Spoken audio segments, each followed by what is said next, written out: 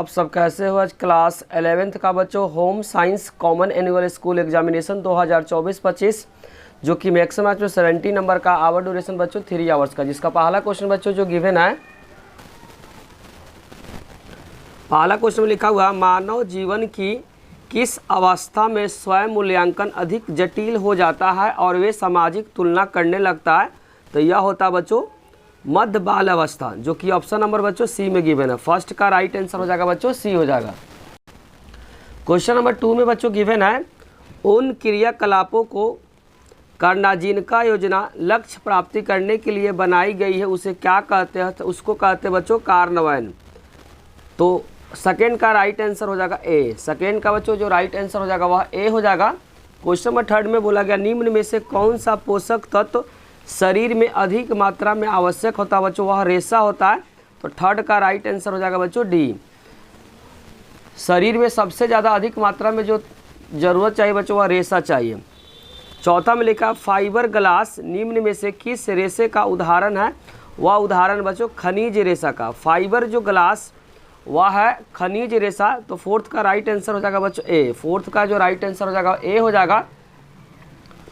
Question number 5 में लिखा उस पहचान का नाम बताइए जो व्यक्तिगत के विशेषताओं के संदर्भ में तथा उसे अन्य से भिन्न बताती है, उसे कहते हैं बच्चों व्यक्तिगत। क्या कहते हैं व्यक्तिगत।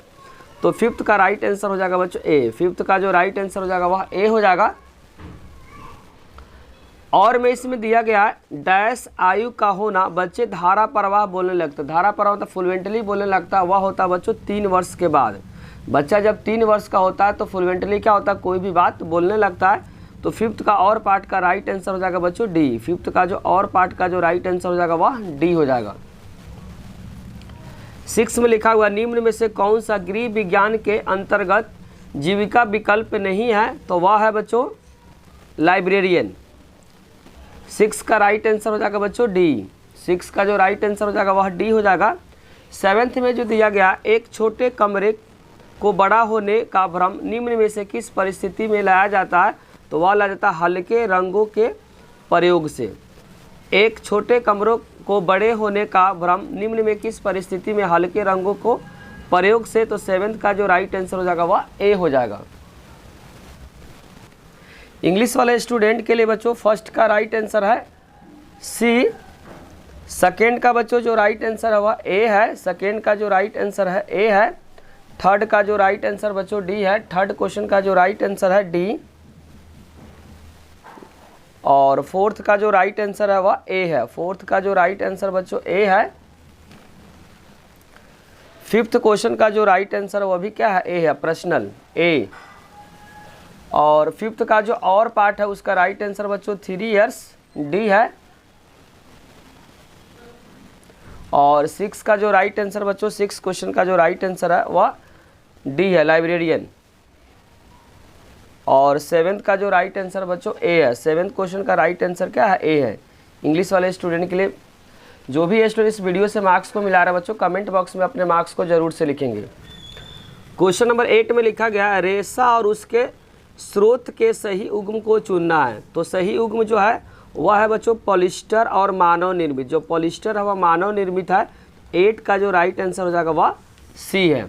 9th में लिखा किसी भी कार्य को करने के लिए शरीर की बड़ी मांसपेशियों की गतिविधियों पर नियंत्रण होना क्या कहलाता है, तो वह कहलाता बच्चों स्थूल क्रियात्मक विकास। तो 9th का जो राइट आंसर बच्चों वह बी है। 9th का जो राइट आंसर वह बी है। 10th में दिया गया निम्न में से कौन सी वस्त्र धुलाई की विधि इसमें नहीं है, तो वह है बच्चों खुरचना। खुरचना क्या है, धुलाई वस्त्र विधि का क्या उदाहरण नहीं है, उस विधि नहीं है। तो 10th का राइट आंसर हो जाएगा ए है। 10th का जो राइट आंसर है ए है।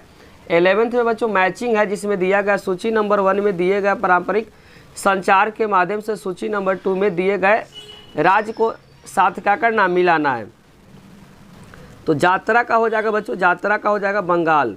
तो पहला का हो जाएगा फोर्थ। तो पहला का फोर्थ मात्र बच्चों ए पार्ट में है। तो 11th का जो राइट आंसर हो जाएगा ए हो जाएगा। 12th में भी मैचिंग है। 12th का जो मैचिंग है बच्चों बीसीजी। तो बीसीजी का जो हो जाएगा वह हो जाएगा बच्चों के जन्म के तुरंत बाद। पहला का सेकेंड हो जाएगा। तो पहला का सेकेंड मात्र बच्चों ऑप्शन नंबर क्या है बी में गिवन है।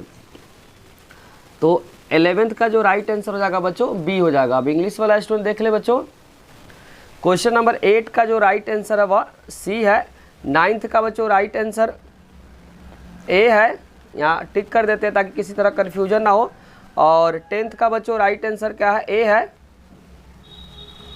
और 11th में बच्चों जो मैचिंग है, 11th का जो मैचिंग का जो राइट आंसर बच्चों वो भी क्या है, ए है। 11th का जो मैचिंग है उसका राइट आंसर बच्चों ए है।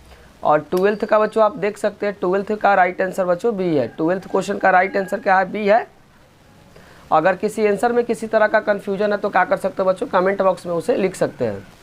क्वेश्चन नंबर 13 में लिखा गया गृह विज्ञान निम्न में से किन क्षेत्रों को बहुविषय विषय है, तो यह हो जाएगा बच्चों। और इसमें मानव विकास है, भौतिक चिकित्सा, कपड़े और परिधान है, और व्यवसाय प्रशासन है। निम्न में से सही विकल्प को चुनना है, तो मानव विकास हो जाएगा और साथ कपड़े का परिधान। तो यहाँ पे जो राइट आंसर हो जाएगा बच्चों 13 का ए हो जाएगा। 13 का जो राइट आंसर ए हो जाएगा। 14 में जो दिया गया संचार के साधन अथवा विधि के आधार पर संचार किन दो प्रकार के हो सकता है, श्रव्य है, मौखिक है, गैर शाब्दिक है, दृश्य है।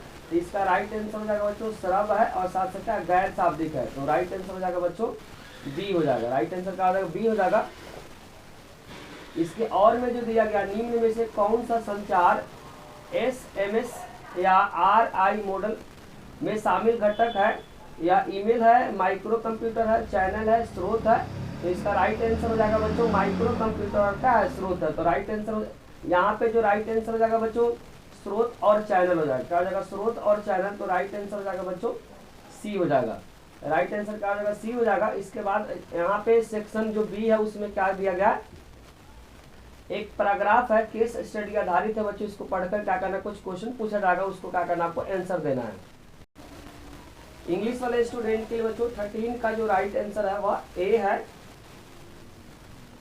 14 का जो राइट आंसर बच्चों, क्वेश्चन नंबर 14 का जो राइट आंसर है वह बी है। क्वेश्चन नंबर 14 का जो राइट आंसर वह बी है। और पार्ट में जो दिया है उसका राइट आंसर बच्चों सी हो जाएगा। राइट आंसर क्या है, सी है। इसके बाद बच्चों केस स्टडी है, केस स्टडी को आपको पढ़ना है, इसके बेसिस पे कुछ क्वेश्चन पूछा गया हुआ उसको आंसर देना है। 15 में लिखा है विभिन्न रोगों से संबंधित आंतरिक और बाह्य घटक के संदर्भ में निम्न में से सही युग्म को चुनाव करना है। तो इसमें जैविक जो पर्यावरण हो जाएगा बच्चों सूक्ष्म जीव। तो राइट आंसर हो जाएगा बच्चों बी हो जाएगा। 15 का राइट आंसर हो जाएगा बच्चों बी। 16 में मैचिंग का क्वेश्चन है। तो पहला का हो जाएगा बच्चों जो गलकंड है वह आयोडीन की कमी से होता है, तो पहला का हो जाएगा तीसरा। और दूसरा का जो अरक्ता है वह हो जाएगा बच्चों लौह, तो दूसरा का चौथा हो जाएगा। तो राइट आंसर यहाँ पे आ रहा है बच्चों सी आ रहा है। राइट आंसर क्या आ रहा है, सी आ रहा है। 17 में जो दिया गया है अभिकथन में पोषण तथा स्वास्थ्य के बीच घनिष्ठ पारस्परिक संबंध बच्चों ट्रू है। पोषण शरीर के वृद्धि तथा विकास से संबंधित ये भी ट्रू और एक दूसरे को एक्सप्लेन कर, इसीलिए राइट आंसर हो जाएगा बच्चों ए हो जाएगा। 17 का जो राइट आंसर हो जाएगा ए हो जाएगा। इंग्लिश वाले स्टूडेंट के लिए 15 का जो राइट आंसर बच्चों बी है। 16 का जो राइट आंसर है, क्वेश्चन नंबर 16 का जो राइट आंसर है वह सी है। और 17 में सर्सन और रीजन दोनों क्या बच्चों ट्रू है और एक दूसरे को एक्सप्लेन कर, इसीलिए राइट आंसर हो जाएगा ए हो जाएगा। क्वेश्चन नंबर 18 बच्चों अभिकथन में लिखा गया है संक्रमण से बचने के लिए प्रतिरोध क्षमता प्रदान नहीं करता है। तो ये हो जाएगा ट्रू। रीजन हो जाएगा बच्चों फॉल्स। यहाँ रीजन का फॉल्स हो जाए, रीजन पढ़ रहा है फॉल्स है। और व्यक्ति के लिए स्तंभ पोषण आत्मक स्तर महत्वपूर्ण है, ट्रू है। तो यहाँ पे बच्चों एसर्शन क्या है, मतलब सही है, रीजन गलत है। तो यहाँ पे हो जाएगा ए सही है और आर क्या गलत है, इसीलिए इसका राइट आंसर हो जाएगा बच्चों सी हो जाएगा। 18 का राइट आंसर हो जाएगा सी।